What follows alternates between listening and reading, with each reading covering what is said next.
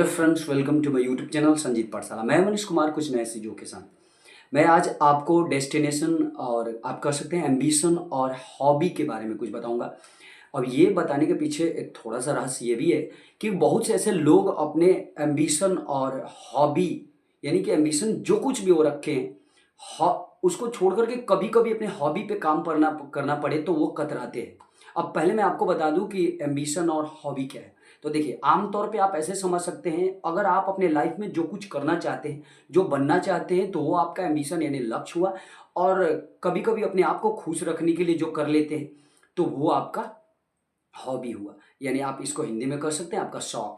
जैसे एग्जांपल के लिए मैं बताता हूँ, मुझे कुछ और करना है मेरे लाइफ में, मतलब मेरा एम्बिशन कुछ और है, लेकिन कभी कभी अपने आप को संतुष्ट रखने के लिए वीडियो बना लेता हूँ। तो ये वीडियो बनाकर वायरल होना, ये मेरा एम्बिशन नहीं है, ये मेरा हॉबी है, मेरा शौक है। कि ताकि इस थोड़ी बहुत जो टाइम मुझे मिलती है, इससे मुझे खुशी मिल जाती है, तो इसलिए मैं ये कर लेता हूँ। तो यही बात मैं आपको बताना चाहता हूँ, क्योंकि बहुत से ऐसे स्टूडेंट्स हैं जो लाइफ में कुछ और करना चाहते हैं, लेकिन कभी कभी उनको अगर टाइम मिलता है तो अपने आप को खुश रखने के लिए अपने हॉबी पर सही ढंग से काम नहीं कर पाते।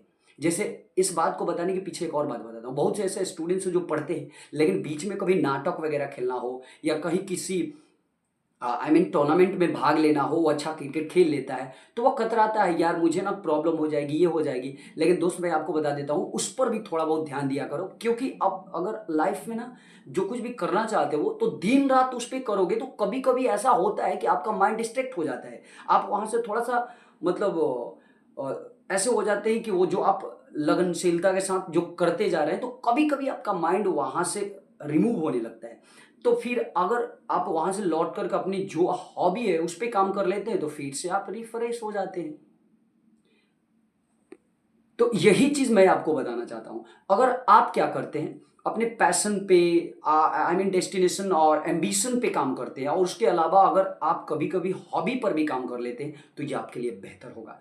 अब ये बात इसलिए मैं आपको बोल रहा हूं, क्योंकि बहुत से ऐसे लोग हैं जो दुनिया अपने जीवन में कुछ और करना चाहते हैं, लेकिन उनका हॉबी ही उनका सब कुछ बन जाता है। बहुत से ऐसे लोग हैं, आप इंटरव्यू में सुनेंगे, ये मेरा हॉबी था लेकिन मुझे नहीं पता था कि आज मैं इसमें बहुत कुछ कर पाऊंगा, इस मुकाम पे जो कुछ भी हुआ हो, मतलब इसके बदौलत नहीं हूं, क्योंकि मैं तो कुछ और करना चाहता था। तो इसलिए मैं कहता हूं कि कभी कभी अगर आपके पास ऑप्शन ना भी रहे, तो आपका हॉबी ही आपका ऑप्शन बन जाता है। तो आप इससे कतराइए मत, क्योंकि लाइफ में अगर आप ऑलराउंडर भी बन जाएंगे तो ये आपके लिए गलत नहीं है।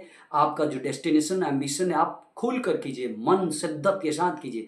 लेकिन अगर आपको इसके अलावा कभी कभी अपने माइंड को सेटिस्फाई करने के लिए क्रिकेट खेलना पड़े, कबड्डी खेलना पड़े, नाटक खेलना पड़े, तो कतराइए मत।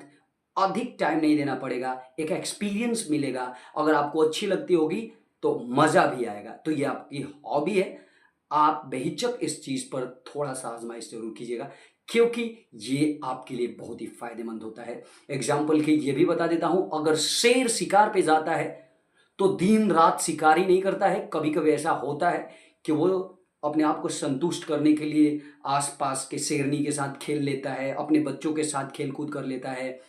तो ये बात हमें ध्यान रखनी है। तो चलिए, आज के लिए बस इतना ही। एक बार फिर कुछ नई चीज़ों के साथ मिलूंगा।